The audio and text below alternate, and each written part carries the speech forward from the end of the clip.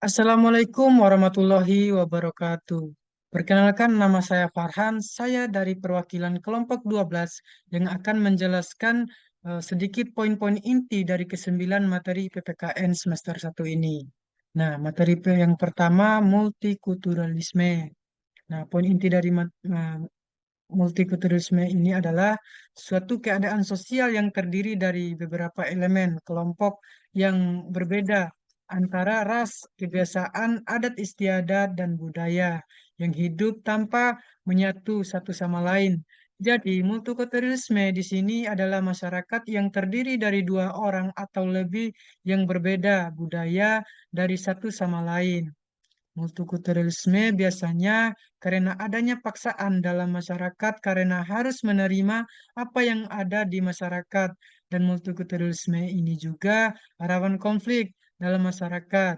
Keanekan ragaman ras yang besar menunjukkan pengelompokan orang dan khususnya orang lain yang terdiri dari banyak kelompok kecil sehingga tidak ada dominasi dalam aspek kehidupan sosial. Materi yang kedua, poin materi yang kedua tentang masyarakat madani. Inti dari materi ini merupakan konsep yang mencangkup masyarakat yang beradab, membangun dan memaknai kehidupan dengan prinsip-prinsip demokrasi, moral, toleransi, dan kemanusiaan. Nah, sejarah masyarakat Madani mencakup masyarakat Sabah pada masa Nabi Sulaiman dan masyarakat Madani setelah Traktat Perjanjian Madani.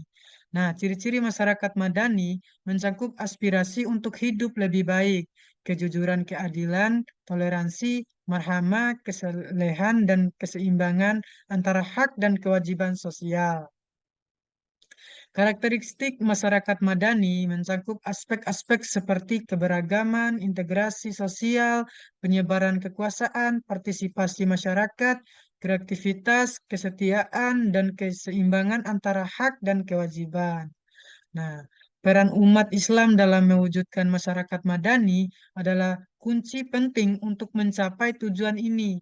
Umat Islam harus berkontribusi dalam membentuk masyarakat yang lebih baik melalui perbenahan internal, penciptaan keadilan sosial, merangsang pertumbuhan intelektual, dan mengadvokasi masyarakat yang teraniaya. Selain itu, mereka juga harus berperan sebagai kontrol terhadap negara, menjadi kelompok kepentingan dan membela hak-hak rakyat.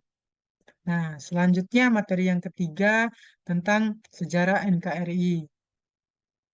Nah, poin inti dari materi ini, sejarah NKRI, Negara Kesatuan Republik Indonesia, NKRI, dimulai dengan proklamasi kemerdekaan pada tanggal 17 Agustus 1945 yang mengikuti rangkaian peristiwa yang melibatkan BPU PKI, peristiwa di Jepang, dan persiapan oleh pemuda. Nah, hakikat NKRI adalah negara yang berdaulat, merdeka, bersatu berdasarkan Pancasila, diatur oleh Undang-Undang Dasar 1945, dan menghargai keberagaman dalam semangat persatuan.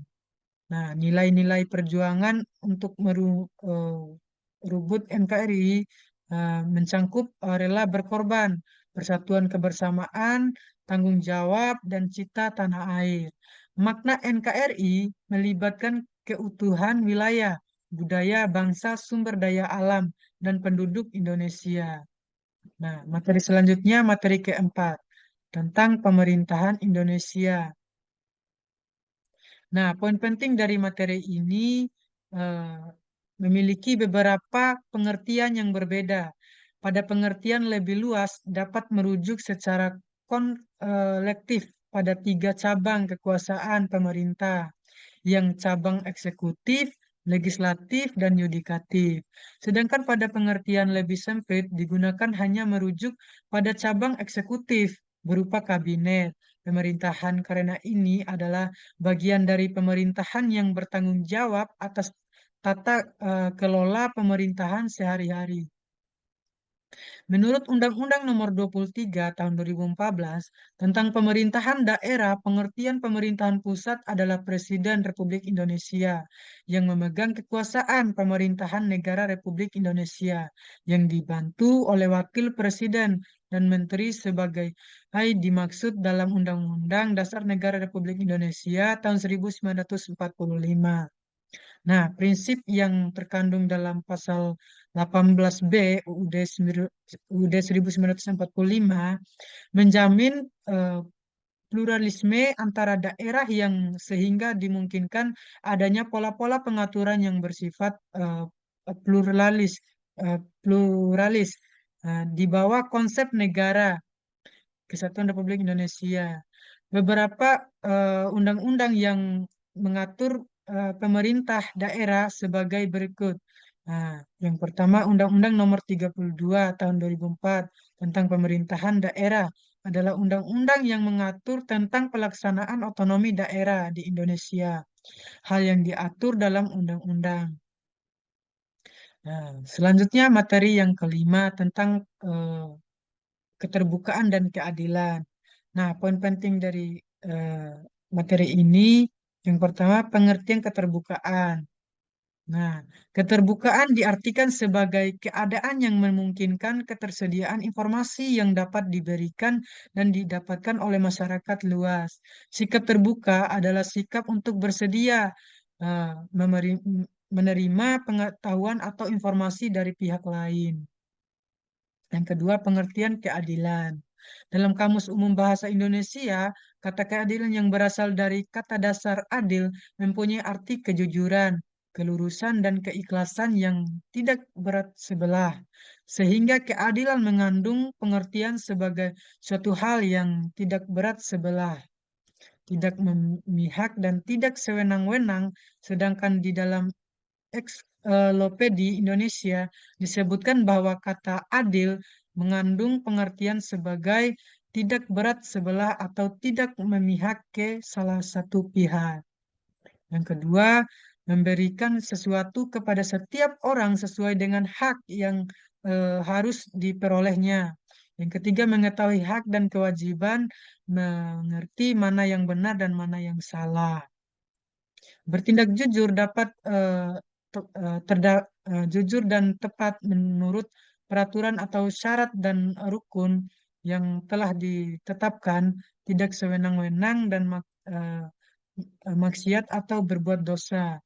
Orang yang berbuat adil kebalikan dari fasik, eh, orang yang tidak mengerjakan perintah.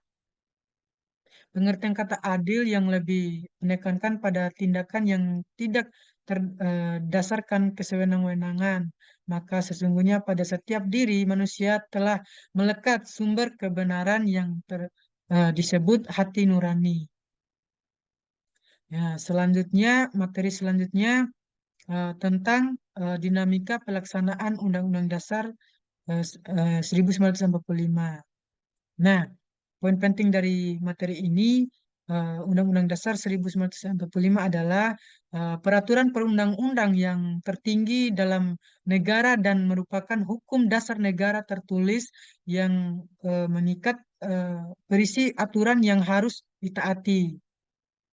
Nah, yang kedua, Undang-Undang Dasar 1945 mengalami 4 kali amandemen perubahan dengan berbagai alasan yang mendukung. Eh, yang ketiga, dinamika perubahan-perubahan sosial meliputi perubahan organisasi sosial, status lembaga, dan struktur sosial masyarakat.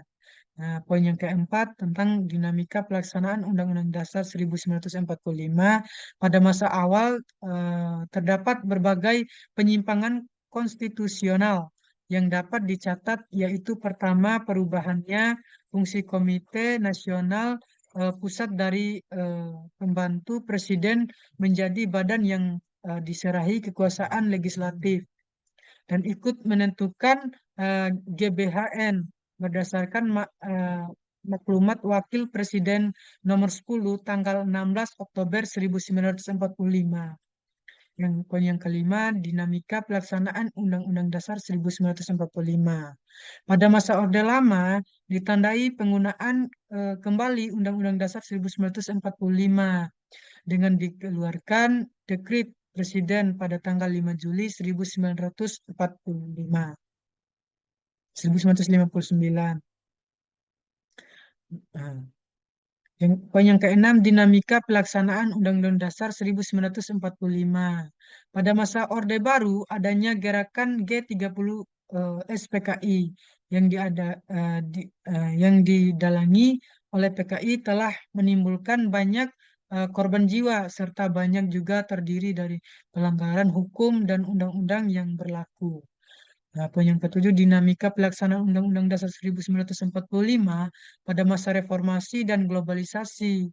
Bangsa Indonesia menyadari bahwa UUD 1945 yang berlaku pada zaman Orde Baru masih memiliki banyak kekurangan, sehingga diadakan amandemen lagi.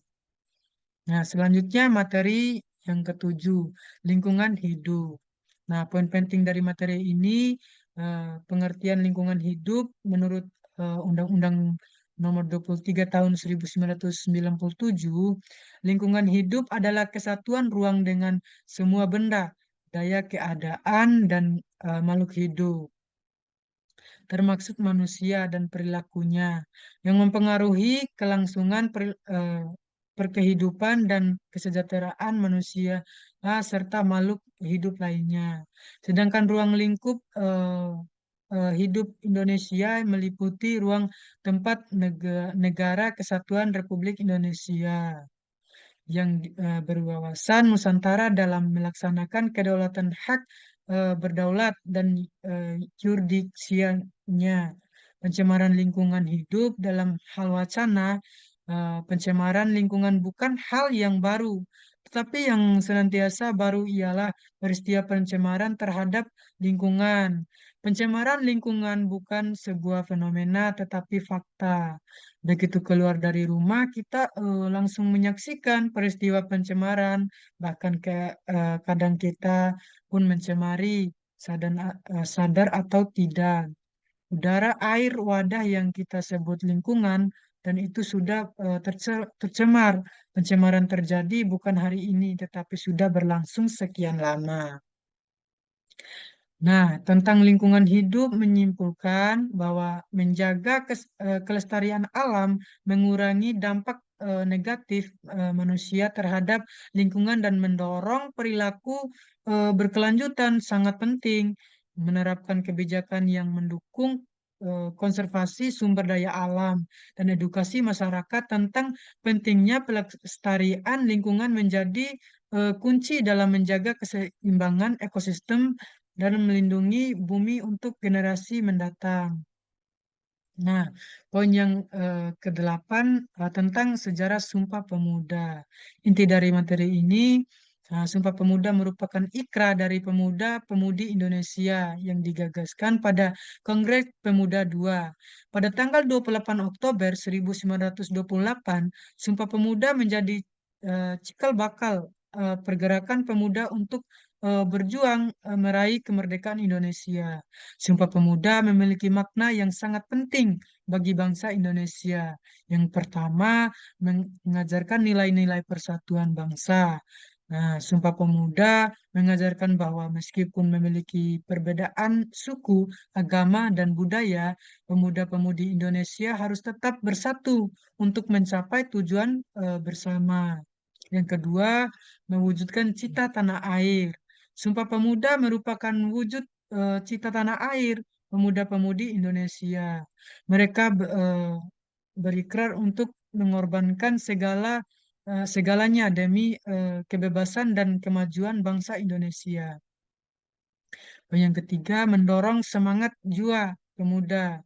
Nah, Sumpah Pemuda mendorong semangat jiwa pemuda-pemudi Indonesia untuk terus berjuang demi kemajuan dan kemakmuran bangsa Indonesia.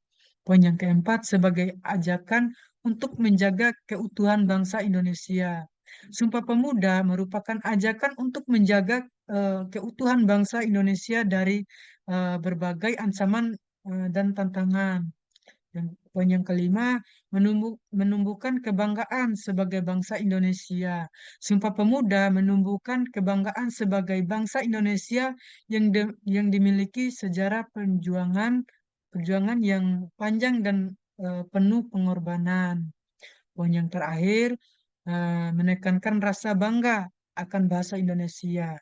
Sumpah Pemuda menegaskan bahwa bahasa Indonesia merupakan bahasa persatuan bangsa Indonesia. Nah, inti materi yang terakhir tentang pendidikan inklusi. Nah, poin materi poin materi yang terakhir ini, pendidikan inklusif adalah hak asasi dan merupakan pendidikan yang baik untuk meningkatkan toleransi sosial.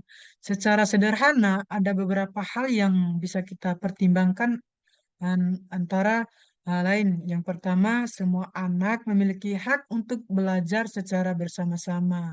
Yang kedua, keberadaan anak-anak jangan kriminasikan, dipisahkan, diculikan karena kekurang kemampuan atau mengalami kesulitan dalam pembelajarannya. Yang ketiga, tidak ada satupun ketentuan untuk mencuplikan anak dalam pendidikan. Ada tiga kemampuan yang harus dimiliki oleh guru yang unggul dan tangguh di sekolah inklusif. Yang pertama, kemampuan umum general ability. Yang kedua, kemampuan dasar basis ability. Ya, dan yang ketiga, kemampuan khusus spesifis ability. Nah, pendidikan multikultural perlu dikembangkan agar masyarakat lebih memahami tentang pentingnya demokrasi, toleransi, kerukunan, dan kesetaraan.